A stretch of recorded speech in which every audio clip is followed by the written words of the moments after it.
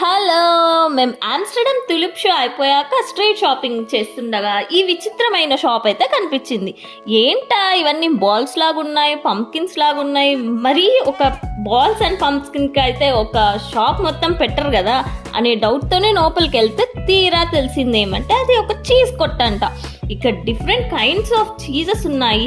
Goat మిల్క్తో చేస్తారు, red chillies అంట, అలా చాలా చాలా ఫ్లేవర్స్ అయితే ఉన్నాయి. నేనైతే కొత్త ఫుడ్ ట్రై చేయడానికి చాలా ఇంట్రెస్ట్ చూపిస్తాను కాబట్టి అక్కడ ఒక ప్లెయిన్ చీజ్ అయితే తిన్నాను. అదైతే ఫస్ట్లో బాగానే ఉందనిపించింది. తర్వాత ఏదో ఆకులతో చీజ్ అయితే చేశారు. అది తిన్నాక ఏంట్రా స్వామి ఇంత ఘోరంగా ఉన్నాయి అనిపించింది. మన ఇండియన్ స్పైసెస్ అయితే ఎన్ని ఉన్నాయో కదా, ఇక్కడ వీళ్ళు ఎక్కువగా చీజ్ తినే బతుకుతారంట. మీకు తెలుసా, ఆమ్స్టర్డామ్ని క్యాపిటల్ సిటీ ఆఫ్ చీజ్ అని కూడా అంటారంట. మీకు ఇంతకీ చీజ్ ఎలా తెస్తారో తెలుసా? తెలియకపోతే వెయిట్ ఫర్ పార్ట్ 2.